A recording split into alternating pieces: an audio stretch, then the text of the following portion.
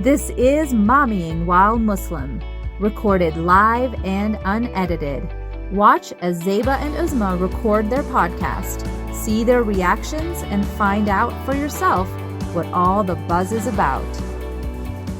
This episode of Mommyingwhilemuslim is brought to you by Guidance Residential. Join Guidance Residential on March 23rd for a free career webinar and find out about job opportunities with the company that might help you, your family, and your community. This episode is also sponsored by Muslim Kids TV, where you can find over 15,000 resources, including Islamic videos, games, and ebooks for your children. Use code MKTV2021 to get a 25% discount off of your annual subscription. Assalamu alaikum, everyone. Welcome to another episode of Mommyingwhilemuslim podcast. This is Uzma Jaffrey. And this is Zeba Hassan, trying something new today. We are recording, I literally hear people on different, one on my left ear, one on my right ear. So this is going to be fun. And I'm going to be using both sides of my brain today. So that makes me feel really exciting. But Uzma, what has your week been like? What are you up to? And how are you doing today, my dear friend? Do you feel like this week was really, really long and we had way too much to do and no time to do it? Oh, you know what though? That's a blessing, right? Because everything we're getting, I feel like is taking us to a different level, taking us a step forward, allowing us the opportunity to grow. So that's my way of talking myself into all this crazy extra work. Is going to be worth it. But as moms, you know how it is. We have to fake it till we make it. And that is what we're doing here today. But do you feel like you didn't get enough stuff done this week? Or I felt like the week went by way too fast for me. It was just like walking through molasses this week. And I feel like maybe part of it was my giant 6-year-old, mashallah, is back in bed with us. And I think some of it has to do with the regression. He's losing teeth. The teeth are coming in. He's having growing pains. All of that stuff is happening around 6 or 7 is when our kids start having those night terrors and stuff. So I don't know if that's happening. But he doesn't appear to wake up scared. I mean, mashallah, he's like my happy baby. But he gets to regress. And, we give him this kind of leeway. Like, okay, you're taking a few steps, what seems quote unquote backward. But I'm going to accept it, meet you where you are, and let you in my bed where you will only permit me exactly 4 inches width of mattress to sleep on. And so maybe I'm just very tired during the day and then can't execute all of the functions that I have to. But it made me think about moms. Don't we have times and spaces and phases when we're kind of going quote unquote backwards too? And where's our mattress where we get to spread out starfish shaped and just be met where we are? I want that for me too. Well, it first starts off with not letting your baby in your bed with you. You know how I feel about that. Yeah.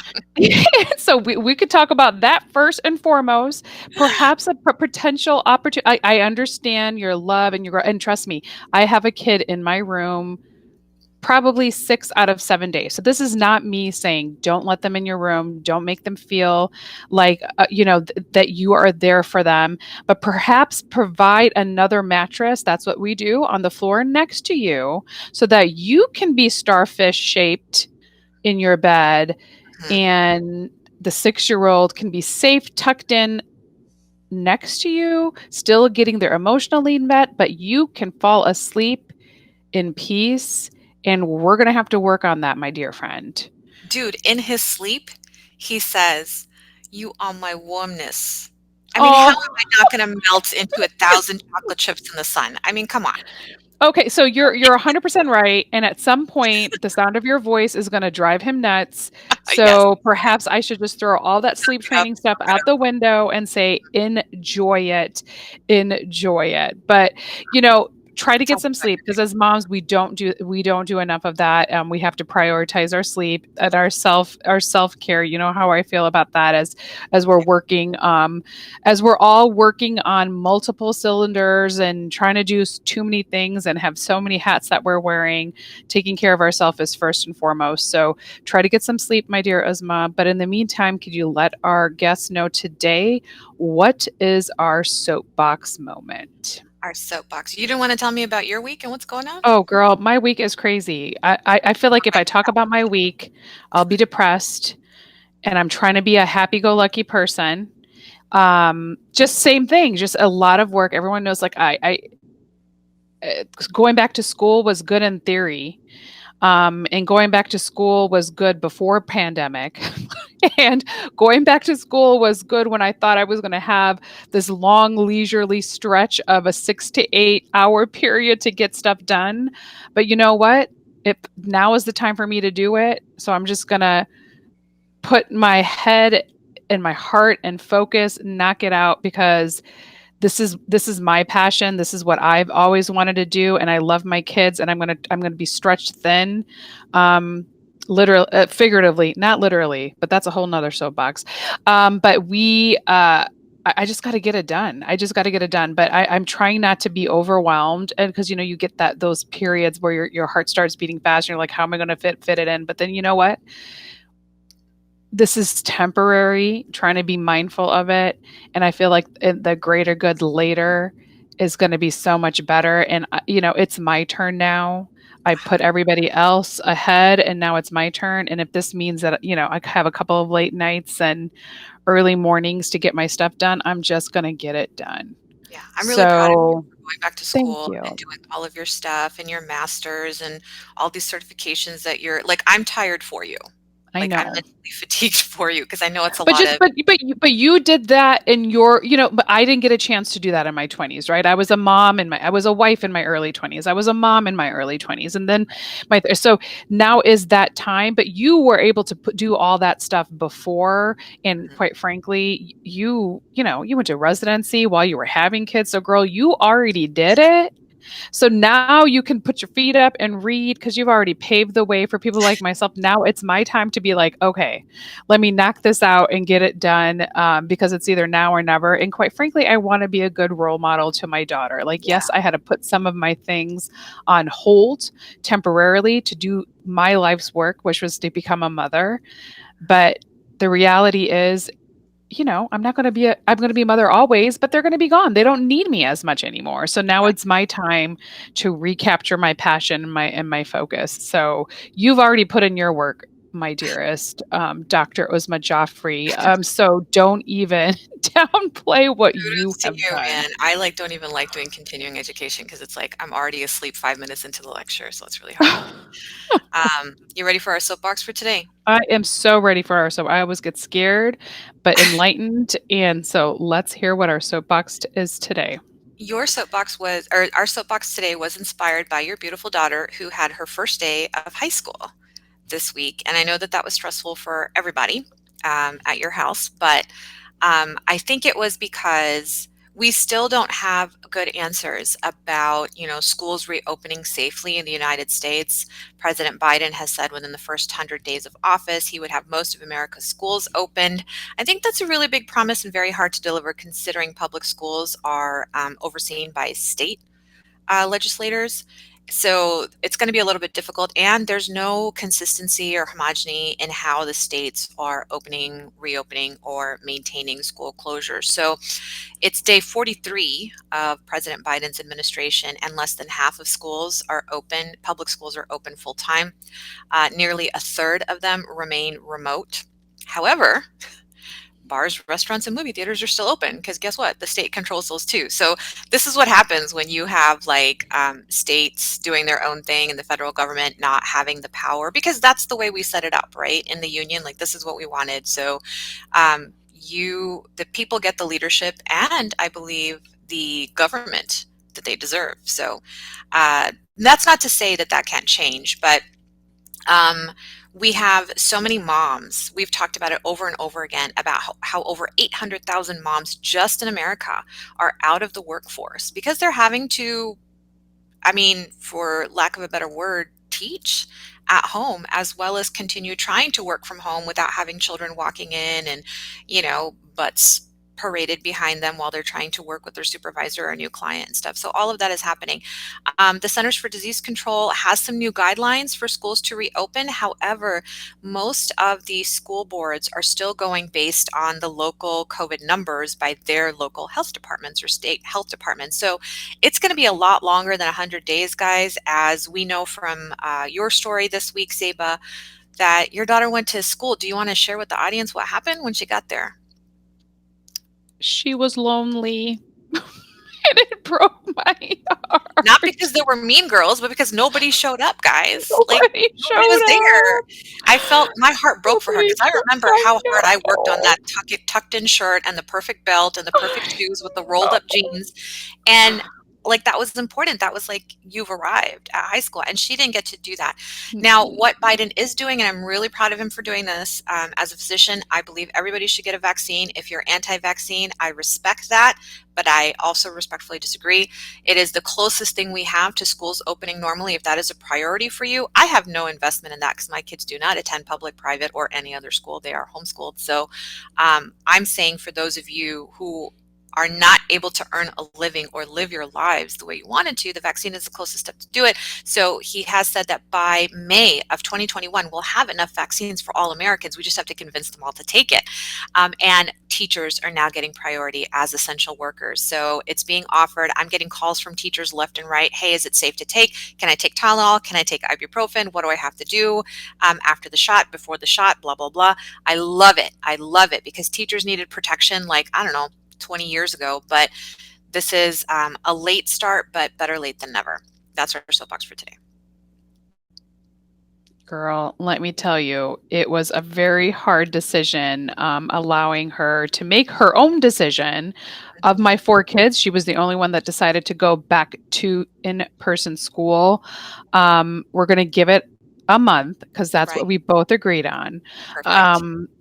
And we will revisit it because I always want it to be her choice. But when she sent me a text that she was eating lunch alone, my heart was, because they all have to eat alone. I mean, that's what they're doing, right? Like everybody is separated. So it's like you're in your own individual desk area, cubicle in the thing. And, you know, she, I think she had fantasies that it was going to be like High School Musical. You know, she's a freshman and she's like, oh my God, it's going to be like High School Musical. And the sad truth that it wasn't. It was a very unfortunate situation, but she's one of those that actually needs in-person instruction because she does have not learning issues. I don't want to say that, but she definitely benefits from in-person instruction. So she was the candidate in my household to go. So we will support her. But you know, we're starting this month's topic. This is a brand new topic for us. It's going to be the Firewalker series. I literally had to go dig through my makeup this morning because, you know, I only wear makeup on Fridays to find waterproof mascara because I am sure this is going to be a tearjerker for us all. If these amazing mamas do not make you cry tears of grief and or joy, we really can't help you. You have emotions that are not, you're not tapped into your emotions, but that's a whole nother podcast. We will talk about getting into that later. But Firewalker are those people who see those hot coals and they still cross to the other side barefoot, beat up, and end up. No, Allah SWT is not going to leave them or let them be alone. They have faced the unthinkable, and we pray for their reward in this life and the hereafter. Ameen. They have graciously agreed to share their experiences with us on this month during this series to make us grateful for what we have and to learn from their iman and resilience and how to be better Muslim moms than ourselves. And the first magnificent mama to join us today is our beautiful Shazia Imam. She is AKA the life engineer. Shazia is literally an engineer, by the way. She is super smart, turned life coach, helping women tune into their inner voice and strength. She has led so many Muslim women to slap imposter syndrome, including myself, thank you very much, in the face and walk proudly into the potential she makes them all see in themselves. She is also the fabulous host of the Feminine and Fulfilled podcast, and she is one of our podcast sisters and sisters from another mister to us. Welcome, Shazia, and thank you so much for finally being on our show today. Welcome, Salam. Thank you so much for having me. I've been waiting for this moment because I just love the two of you so much. Uzma and I, full disclosure, we're going to have to keep it clean, but I think that Uzma and I need to have an after-hour show, just telling you all. If you want that, let Uzma and Zeba know, and we can do that. But you don't want to let us. And Zeba will be hiding in the closet because I cannot handle these two ladies when they get into a room with each other. Yes, we are a little bit crazy. I love it. I love it. I love all parts of all of us. I think we're all perfect, and everything deserves to be put on the table at some point, but it's not for everybody. And if anyone's interested in it, we can share our not our true selves, but that part of ourselves, because all parts of ourselves are true. Shazia, when we have our mom guests on, we usually ask them to tell us a little bit about their mom story and what their momming philosophy is. In your case, I'm going to ask you what your momming philosophy is as a bonus mom, but do want to hear that mom story first, please. Sure. So, you know, when you invited me to come on as a Firewalker, I was like, oh my gosh, like, thank you for that, because you know, my mom's story is I did not walk home with my newborn, and it was all very unexpected. And you know, my story is that my baby boy didn't stay with us. We got to be with him for a very short amount of time. I call him Chotu Sonu, which means little love. That's the nickname that I gave him because he was so little. And he was so cute. And our time in this physical life was very, very short. And so that's the very short story. We can go into details later. But the moment I held him, I will say this, I knew that I was a mom. And I had heard people talk about that. I had heard people say, the moment you hold your baby, you're just going to fall in love. And it's just like love at first sight. And I didn't understand it because I actually thought I was not going to be a good mom. I had all these fears of what kind of a mom am I going to be? And the moment that I held him, oh my God, of course it was love at first sight. And I realized that I'm an amazing mom. Right. And it was in that moment, like he made me a mom. And that's so touching for me because I really didn't believe that about myself. And now he's with me in spirit, and I really believe he's everywhere and always like snuggled in my heart and saying, mommy, mommy, mommy, you can do this. And he's totally naughty. You know how you know your kids, like he is naughty, but so sweet. And I see him playing with all of the kids in Jannah. I see him having a wonderful time, and he went to the place that we all desire for our children to go, and he went, and I feel so blessed. I feel so blessed for that. So I am now a bonus mom with my now husband. There's a whole story in between, but with my now husband, I have a bonus daughter. Her name's Nasima, and she's 8. And my momming philosophy is very simply, especially with children and especially with young girls, is to let her be herself, fully expressed. So we play, we have fun. I'll tell her, like, even when she's like upset and mad and crying, I'm like, I love you right now. I love you. You know, because girls get to hear that, especially. And when she wants to like be fully expressed and she loves to get on camera, so I have her with me sometimes, I just let her do whatever she wants. I'm not here to tell her how to do it. I'm not like what to do. She just gets to be herself, because women, like, we're taught at a young age to close off. And so my philosophy is, let's let kids be kids as long as they can. And I also will just say this for any mom who needs to hear this right now. Screen time is also okay. It's okay. Screen time is also okay. All right.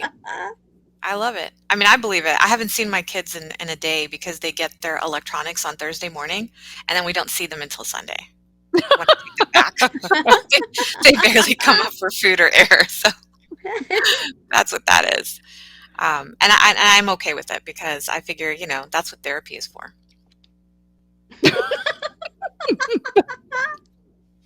That's exactly right. No, it's Shazia. I love that philosophy because I share a lot of what you say as well. Because we as moms are all doing the best that we can in any given moment, and when we set ourselves all these rules and things that we're trying to reach, I just feel like we're all going to set ourselves up for failure. So you're better to just take each day as it comes and try to find the gratitude and the grateful space in there, and pray to God that the next day is a good day. But I love how you described your chochu sunu, and I just got goosebumps when you talked about him, because when the babies are born, we do become a mom. Like, it's our birthday too on some level.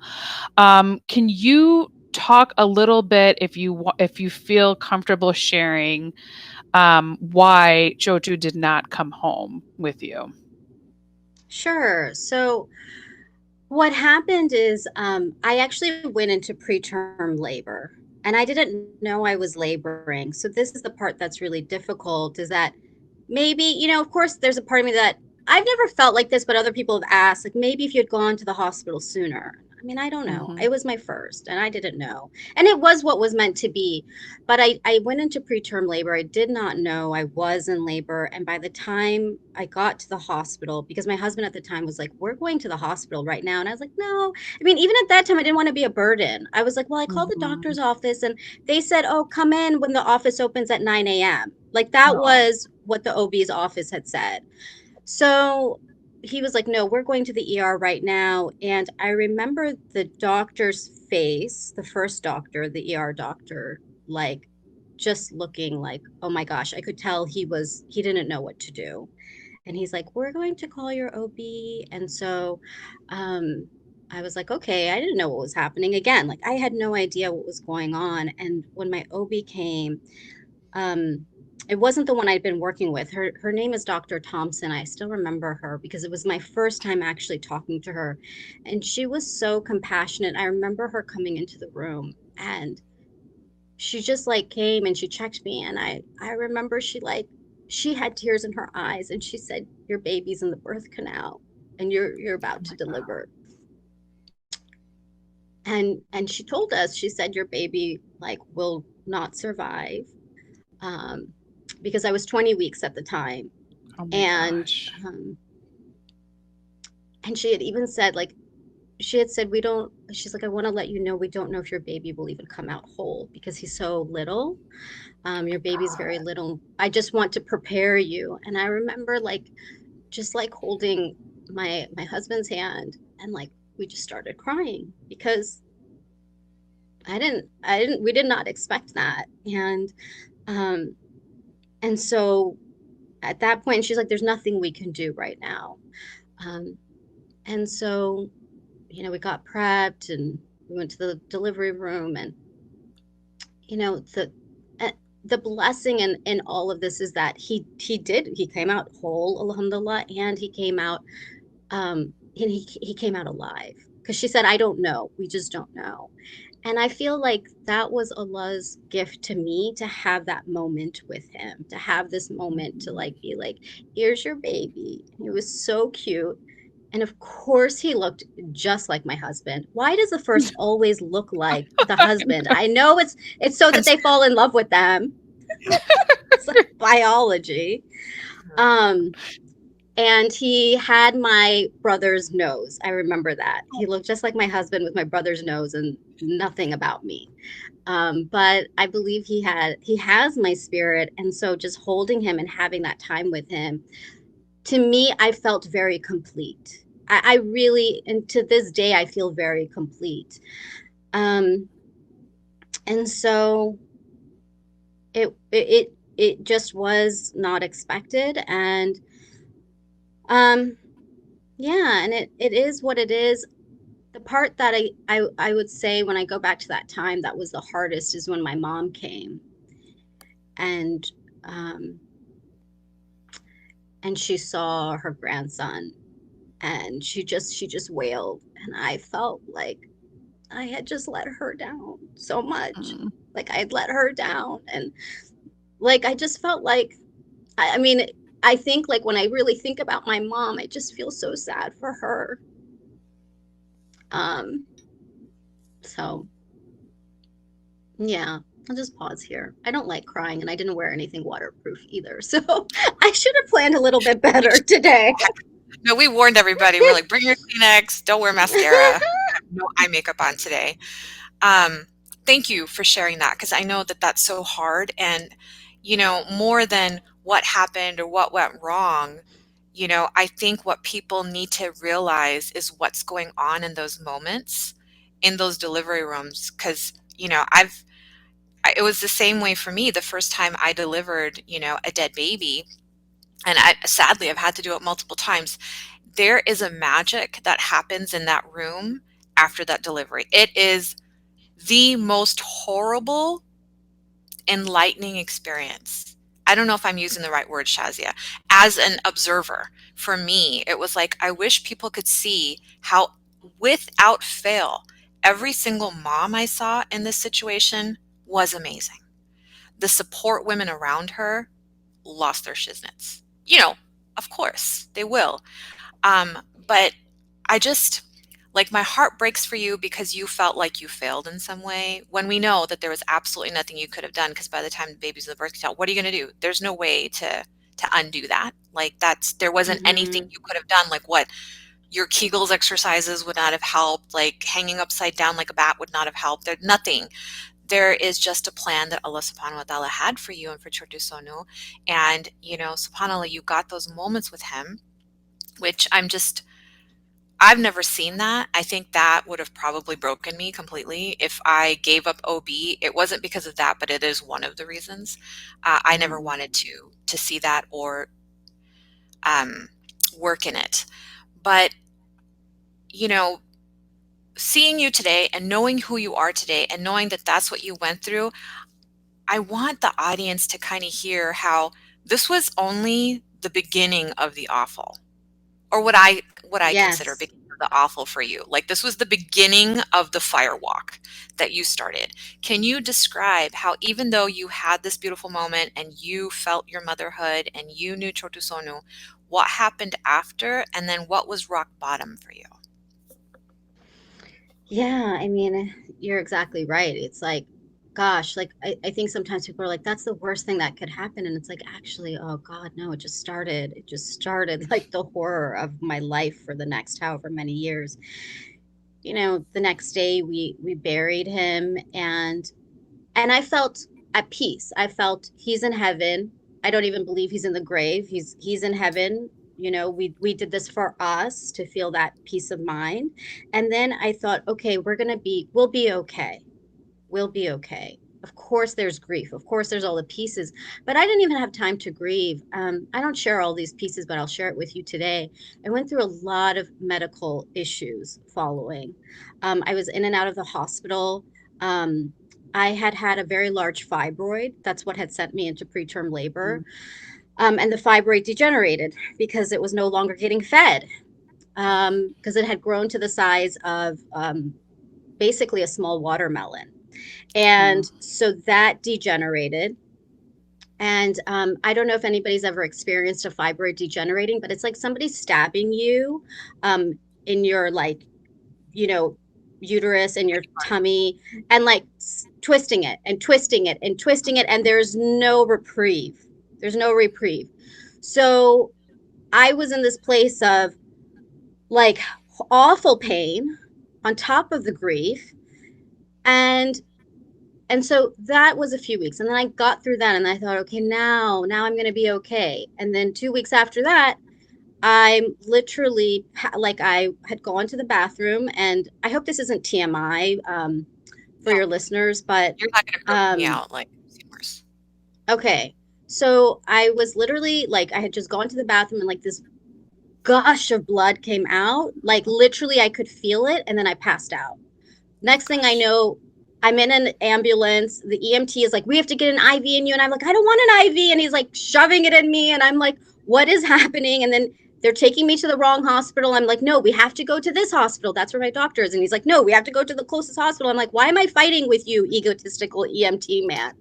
And it's like, then of course they put in the IV wrong. So here I am. It was just like the IV was wrong. They still had to transfer me to the other hospital ultimately. Like, it was just a lot on my body, like on top of all of the grief. It turns out that a very small piece of placenta was left because my placenta was so young. And just that tiny piece basically had caused all of this. And so then I had to go into a procedure to remove that. And then I thought, okay, now it's going to be okay. It's going to be okay. I had a surgery 6 months following that, which was an abdominal myomectomy to remove that fibroid that was basically all mush now, but it needed to be removed. So that's essentially like a C-section. So if I'm going to be quite graphic, I feel like I went through a vaginal delivery, an abortion to release that little piece of placenta, right? Because it was a DNC, and then a C-section. Like, I did everything in a time span of 6 months, it's exhausting. I just have to be honest. It's exhausting. Like, my vajayjay, my uterus. I love you. I love you. Okay. Thank you for supporting me through all of that. Yeah. Seriously. So it was a lot. Okay. So even after that, I thought, I really have a lot of hope, and I just believed Allah will bring something good. Allah will bring something good. So 6 months after that, we get the green light. The doctor calls and they're like, everything looks really good. You look really healthy. Here's the green light. You can start trying again. And I'm like, yes, it's time. And then at that same week, this house comes onto the market in the neighborhood we had been dreaming about. And it was like the perfect house. Everything was ready. We go to see the house. Amazing. And then we get in the car and I turn to my husband and I say, when are we going to put an offer? And he looks at me and he says, I want a separation.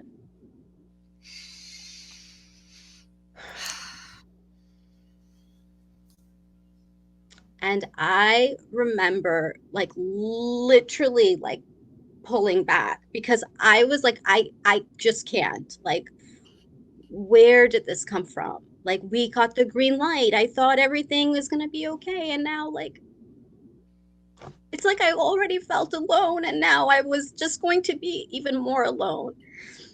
And it sounds weird to say, but the truth is that hit harder than losing my son. It hit harder because it felt like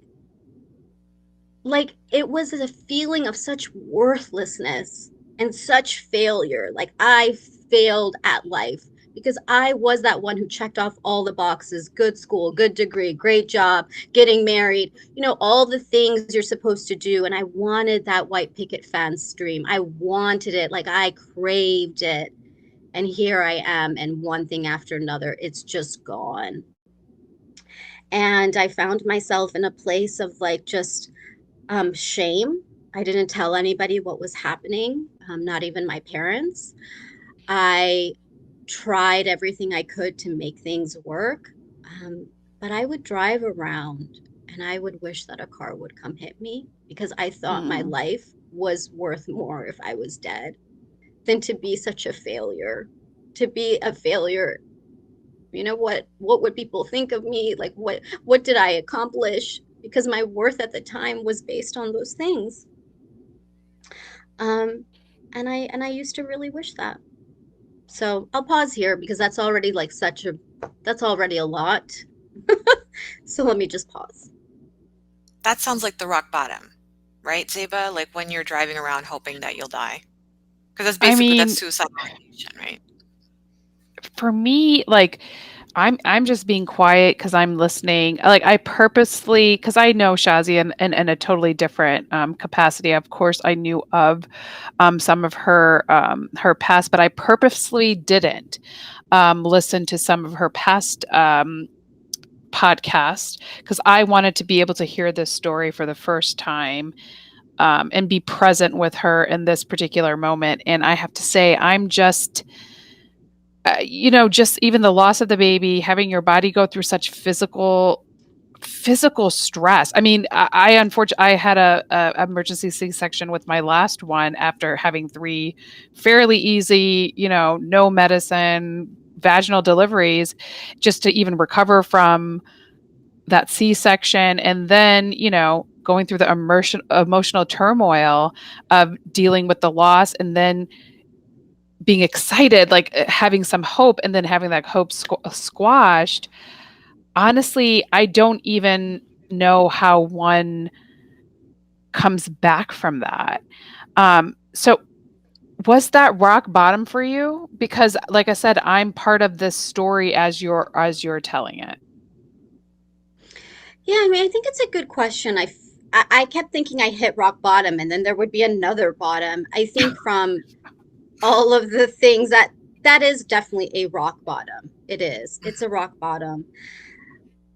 I think the rock bottom, if I'm really to take you to a moment though, where I realized my rock bottom, because sometimes we look at circumstances and we think the circumstances are the rock bottom, but my rock bottom was the acknowledgement to myself that I remember this one moment I was sitting at my desk and all of this is happening. Nobody knows. I'm trying to hold it all together. I feel like a failure, totally wishing I would die. Yes, like that sucks really bad. But I remember this moment that I was sitting at my desk and I realized that I didn't believe myself. I remember saying to myself, I don't believe that I'm even worthy to make dua. Like that was my rock bottom, was that I had come to a place where I had been so hopeful and I'd been so hopeful and I'd been so hopeful. And here I am. And I realized like I can't even ask Allah. Like I don't feel like I can ask Allah for what I want. And that moment shifted something in me because I realized that if I didn't believe that Allah subhanahu wa ta'ala cared about me, like loved me, and if I didn't believe that I could just ask for the things I wanted, then what? Then what? And it was in that moment that I saw the reflection of the deep worthiness issues that I had about like if I can't even believe that my duas will even be listened to, that I can even make them, then what is the purpose? And that was the rock bottom and also the catalyst, because oftentimes it's the rock bottom that becomes the place that that things shift. And so the other place that I will talk about in the rock bottom was understanding how much I put on the way that people saw me, like my sense of my worth. I keep talking about worth because my sense of my worth was that I had achieved something. That why would it be okay? Why was it better for me to die than to be alone? Why was that better? Why was I ashamed to tell my parents who loved me so much? But at the time I thought that they would be so disappointed and I would have disappointed them again. So there's this piece too. And I would say, especially in our community, in our Muslim community, there's so much pressure to like be something, do something, like achieve these markers. And when you have these markers, you're something. And if you're not, you're not. I mean, that there's so much pressure on that. And this is the impact it has. It's the impact it has is that a woman would rather die. I would rather die than to face the reality of my life. And I am not alone in this. I am not alone in this feeling. And it, like, when I look back at myself in that place, I wish I could have said, Shazia, like, you are so beautiful. Like, and so to the woman right now who like hears this and feels like this, like, you are so beautiful. You are so worthy. You are like, you are worthy simply because of your existence. That's it, period. That Allah brought you and you are here because you're just meant to be. You don't have to be all of these things. And so it was definitely this relationship. It was this coming back to Allah and coming back to the divinity of who I am. And when I say divinity, the miracle that Allah created me in this life to be, just like you, Zeba, just like you, Uzma, just like the beautiful woman who's listening right now. And I had to hit rock bottom to realize that. It was never going to be anything that brought me contentment. It was never going to be something that brought me a sense of fulfillment. It was always within me, but I had to find that. Mm-hmm. You know what this reminds me of? And I know I've said it before on a past episode when we had Sarah Sophie on with Team Wations. Ayub alayhi salam. You know, like loss after loss after loss after loss, and he doesn't say one word of admonishment to his Allah, but it's all those losses that you finally, in the Quran, it finally comes up with the dua that he makes, like, you know, I'm only going to complain to you, please save me from this. And you're right, it takes rock bottom for us to remember Allah SWT. And I read recently, I think it was a meme, that you're like, you know, you're chosen by Allah when rock bottom doesn't make you turn away from your faith. It brings you back to your faith. And so that's what I feel happens. I wish it didn't have to that way, but Allah tells us in the Quran, he promised us trials for the believers, right? That's how you're going to get close to me, because when you're hurting, when you're in need, that's one of the most accepted times of dua too. So were you able, when you came to that epiphany, were you able to make dua again? Yes. I mean, it shifted everything. And then I said to myself, I'm going to start asking. Oh my gosh. Like, I will start asking, because that was a big aha, because I kept sitting in hope, but you can sit in hope forever. But if you don't actually ask for what you want, then you can just keep waiting. And I mean, waiting like WADING. And so I really started asking. I started asking, and I had to give things back to Allah too. I was also trying to control things. I was trying to make it happen to fit a certain narrative that I thought was the way it was supposed to be. And I remember saying to Allah, I said, Allah, I give this back to you. I can't do this anymore. And I give it back to you, and you take care of it. And the truth is, Allah had always been taking care of it, but I was stubborn and controlling, right? So I'm thinking I can control things. And so it was for me to take that burden off of my shoulders. And then I began to ask, and I began to ask for a lot of things. At that time, my capacity to ask was much smaller, because I was in such a dark place that I couldn't see what was possible. But I started asking for just some small things. I actually made 100 dreams list, and I came up with 10 dreams. That's the most I could do. And you know, I'll tell you something really simple I did. One of the things on there was that I wanted to just learn how to freestyle swim. You know, when you can do the side breathing, like. Oh, I don't even know. I can't swim. So I have no clue what that is.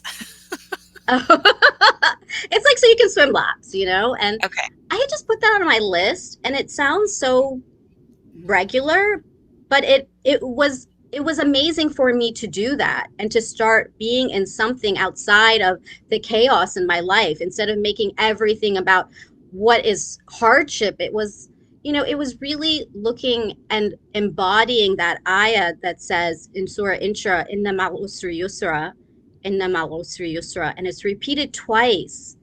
And I love this particular ayah because it says, with every one hardship, this is the linguistics, with every one hardship, there are infinite eases. It's not after every hardship there's ease. That's what we've heard. The linguistics is with, so it's at the same time, one hardship, there are infinite eases. And I started to focus on those things.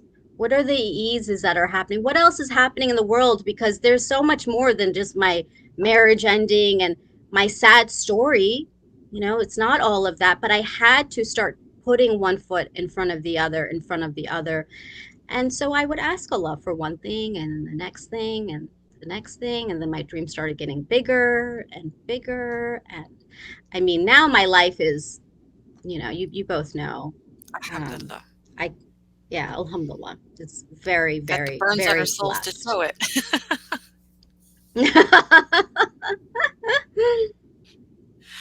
But you're giving hope, Shazia, right? That you can hit rock bottom. You can get to that place where you're still looking for those infinite eases, like you mentioned. And asking for those small things, and it starts to spiral and become bigger and bigger and bigger. And like you said, right now you're at a stage, mashallah, where you are blessed. Like, can you take us to where you are today? We've talked about your lowest of your low, and presumably you're at your highest of your high. Where is Shazia Imam today?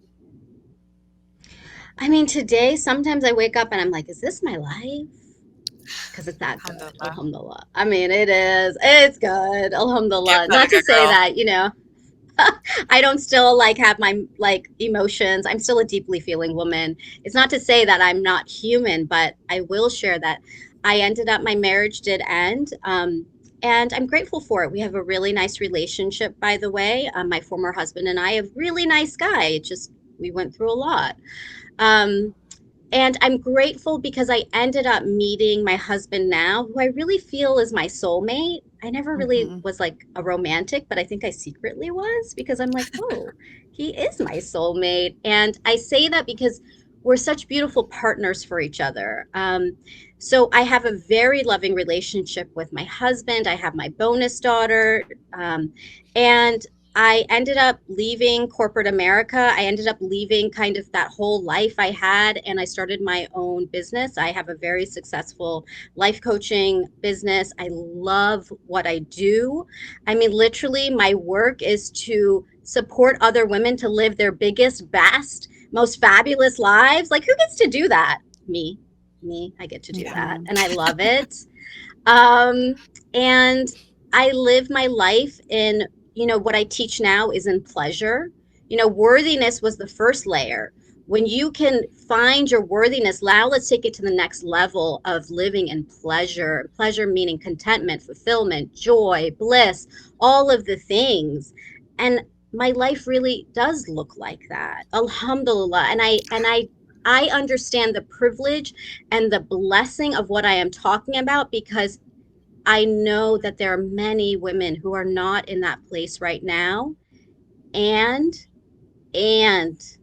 I believe without a shadow of a doubt that every woman is worthy and has the possibility to live in her greatness and in her fulfillment. I see it over and over and over again, the miracles that happen once a woman really starts to believe this for herself. And that started with me. It started with me. So what I'm hearing is myself. Yeah, absolutely. What I'm hearing is that everything you went through now is informing your work. For sure. I mean, yes. I never wanted, but I'll be honest. I'll be honest, though, I resisted for a long time. Who wants to have to go through things? Like, I remember telling Allah, like, I don't want to go through the big stuff. Like, I don't want to be that person that now is going to have to share her story and like be that person who inspires others. I just want a boring life. I just want a boring, regular, simple life. And Allah was like, I feel like Allah just laughed at me and was like, you're so stupid. This is what you're meant to do. And now I'm on the other side and I'm like, okay, I got it. Alhamdulillah. Alhamdulillah. No, you do, because I know I look at your life and I'm like, mashallah, like, where does this woman get this spirit and this energy? And then when I first heard, your Ayub version story, I was like, holy, how can she get up out of bed? Because I wouldn't have waited for somebody to crash into my car, to be really honest. I would have just done it. But that's my coping. And I didn't know that life coaching was the thing until I discovered you and discovered your podcast. I was like, what is this magic? And oh my gosh, this magic is from a Muslim. I love it. Because everything that you talk about on there to empower women is so faith-based. And you talk about the divine, has the plan, and the divine has created us. And, at first as a Muslim, I was a little bit scared when you were like, we are divine. I was like, oh my God, that's like, the shirk. And then I had to keep listening to a few episodes and understand. I was like, oh, no. I understand what she's saying. We are created by the divine, and as such, we are perfect exactly the way we are, with our natural lips and our natural eyelashes and our natural hair and our natural tendencies, whatever they are, whether we have like OCD tendencies, like over cleaning, or whether we're big old slobs, everything Allah created, there is a method to what we assume is the madness. But chaos does not really exist in my world, because I believe Allah has organized it in a way that is beyond our understanding. And that's okay. Like, I'm okay letting him do his work and me doing my work, because I can't even get my work done. Why am I going to go after his? Like, I don't want that. I don't want that. So, Zeba, do you have a question before I ask one? Because I have a bunch for Shazia. No, I just love listening to both of you guys. Like, it's so funny when you are fans of even the people that you co-host with. Like, I just love listening to all of what you guys have to say, because it definitely resonates with me. But I know you had talked about a little bit about your role of coaching, and it seems like it was a part of your role in coaching was a part of your own internal healing process.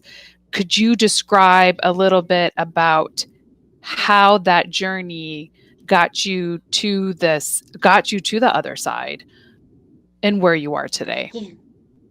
Yeah, I mean, it was a big part, and I didn't really quite understand it when I was in it. But when I talked about the dreams list earlier, things like that are so they're not just like airy fairy things. They're very real. It's when you start to actually look at what do I believe possible for myself.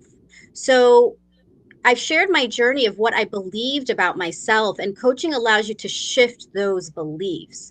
And therapy does that too. By the way, I'm a big proponent of therapy. I've been in therapy for a long time. And what I will distinguish coaching and therapy, and this is, my opinion, I believe therapy is great to really process those deep emotions, to go to those rock bottom places, to get through those things. I wouldn't have also gotten to where I am without therapy. So kudos to the therapists who are doing the incredible work that they are. Yes. Now, coaching to me it's almost like, now how do we move forward from here? What are we going to do here that's actionable?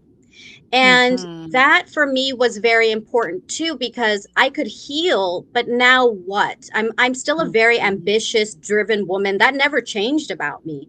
But what do I do with that now that I'm in this place? And so things like visioning, dreaming, taking one step, like an actionable step, and then another actionable step, and understanding what are the things that are holding me back. All of those pieces together to me represent coaching and the way that I coach as well. So I started seeing, okay, what was holding me back were the worthiness conversations. I didn't believe I was worthy, all of that. Okay, what's going to move me forward? Let me make a dreams list. I don't even know how this is going to happen, but I'm going to allow myself to dream. And this piece right here, oh my gosh, I always hear from women, but how? Let me tell you, the how doesn't matter. You get to declare without evidence. Declare, what would it be like to declare something in your life without any evidence of how it will come to fruition? And you believe that Allah SWT, who is the facilitator and the majestic, who fashions the entire universe, all you have to do is say, Allah says, be, and it is, kun fayakun. When you believe that this is possible for your life, and you just declare with no evidence. I declared that I wanted to look in the mirror and see who and love the person on the other side. I declared that I just desired to be in a healthy marriage, in a marriage where somebody loved me and I loved them. I had no clue how that was possible, given that I was in a relationship that was ending. But I just put it out there. And it's this piece that I know our minds want to make sense of things, but I say, put your mind away for a bit. It's already working overtime and it's limited. I've got to just say it. We're all very intelligent women here, and yet our minds are still limited. Right. So this piece, this is what I love about coaching, is coaching allows you to go to a place that is not normal. People don't talk like this. People don't just say, oh, just, dream and it'll just happen. And I'm over here saying, yes, it will. Tell me your dream. What is your dream? Tell me. And watch it come to life. And I see it, and I'm not talking it comes to life 10 years from now. I see it coming into life in weeks, literally weeks. Because when we let go of this, our own limiting notions, our own humanness, and we do give it back to Allah and we just ask, I mean, anything is possible. Anything. There's nothing you can tell me that's not possible. And I know somebody's trying to tell me that right now, and it's still possible. La la la la, not listening. So I don't know what your 100 dreams are. I've only heard a few of them in prior sessions of yours that I've heard. So I have heard you say that you're a mom already and you're not interested in birthing another child. So we always say, Steph, I don't think anybody's holding you to that. But, because I heard that a long time ago, I want to ask today, has that changed? Are you still not interested in birthing another child? Well, I do want to clarify that. So I'm not interested. Let me just be clear. I'm very much in a place. I have, when I was in my 30s, I really yearned for another child. I did. And then something just shifted.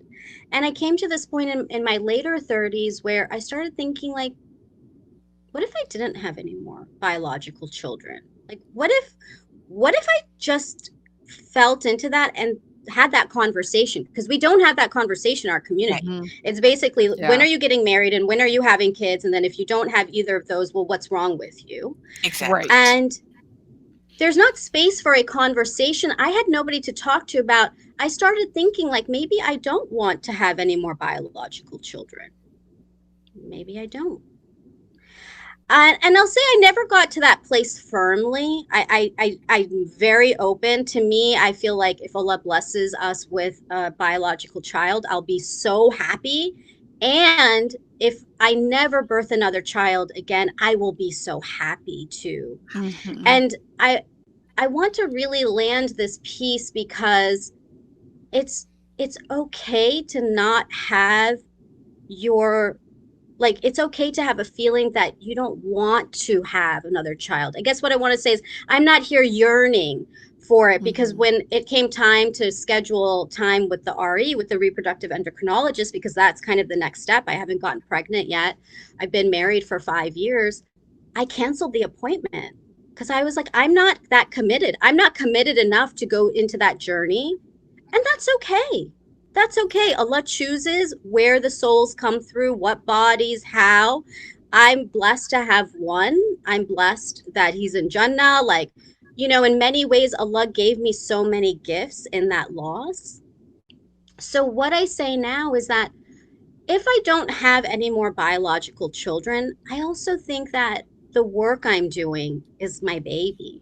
The women that I support and their lives flourish, whether it's in their momminghood or their careers or both, or businesses, love, whatever it is, that to me, I can still have that maternal energy. I hear from lots of people like, you're very maternal. And I'm like, really? Okay. Like, that's nice, because I love seeing women flourish. Like, it makes me so happy.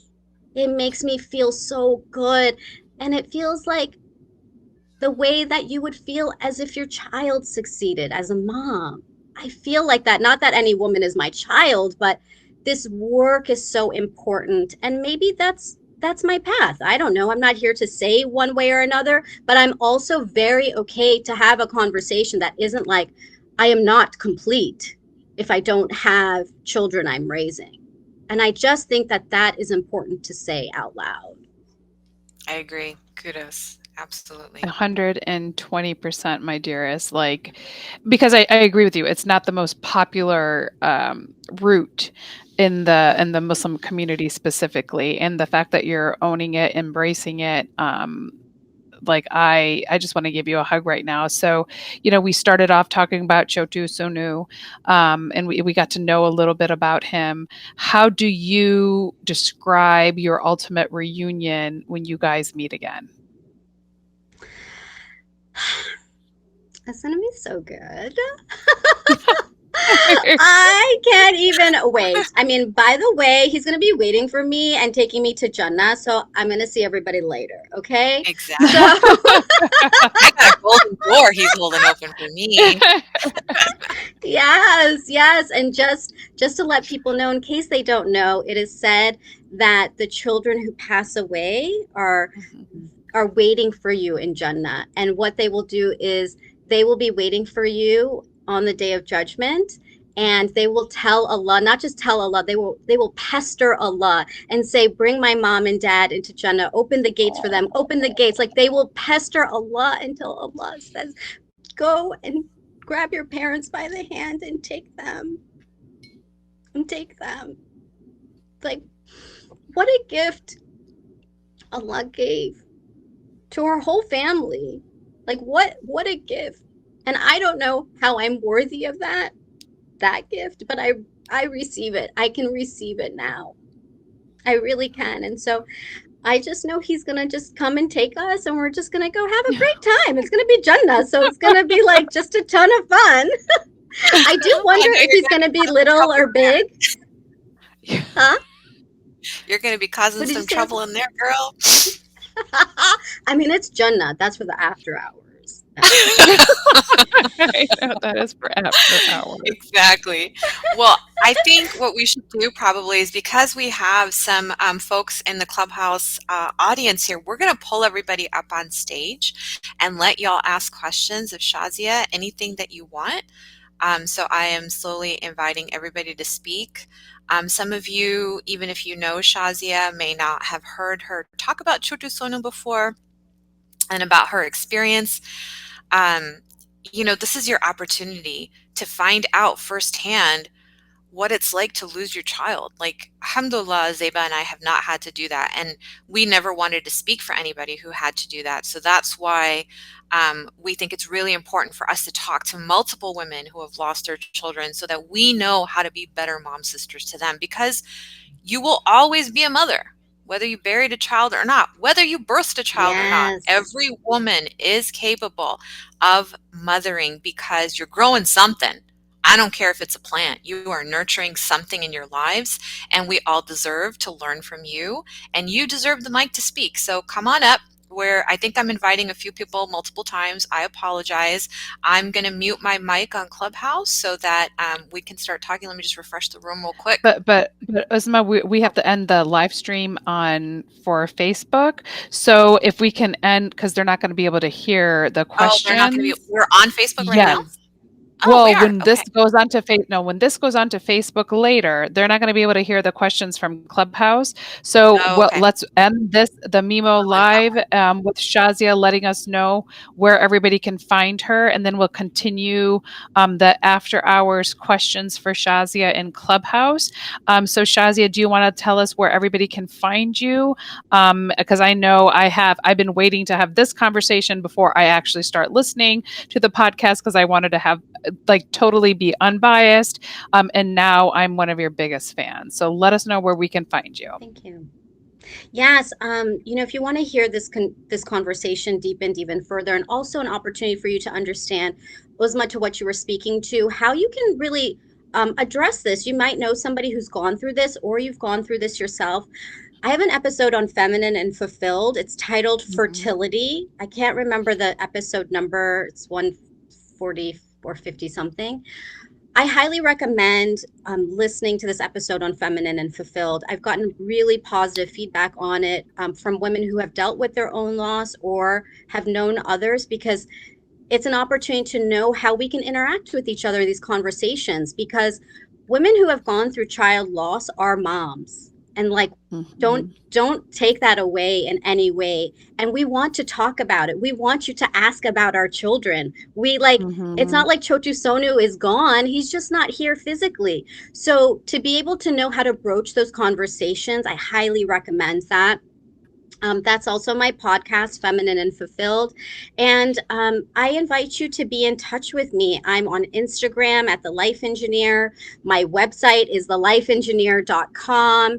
And I'm also on Facebook at Shazia TLE, as in The Life Engineer. So there's so many ways to find me. What I want to gift actually everybody today, I have a gift, is I have the 100 Dreams list template. I have a template so that you can start today, like dreaming. Yes. And I wanted everybody to have that in case you're like, how do I do that? Well, I'm going to make it so simple. So you can grab that at thelifeengineer.com/dreams. Everybody who's in the clubhouse room, don't worry. I will send you the link for that so that you can start dreaming, writing it down, putting it out there. And my number one dream is going to be learning how to swim too, girly. So I want to start swimming, but I have to figure out what to do with my hair because I don't want the hair and the chlorine, but that's a whole nother podcast and we'll talk about that later. Swim cap. Oh yeah, I'll do the swim cap. Okay, that's right. Okay, fine. I'm getting the swim cap right now, but thank you so much, everybody, for joining us today on Mommyingwhilemuslim. Shazia, go ahead and look her up on lifeengineer.com, and we're going to have the template also in our show notes for people to download later, right? We'll go ahead and do that, and we're going to continue this conversation in the after-hour special of the Clubhouse.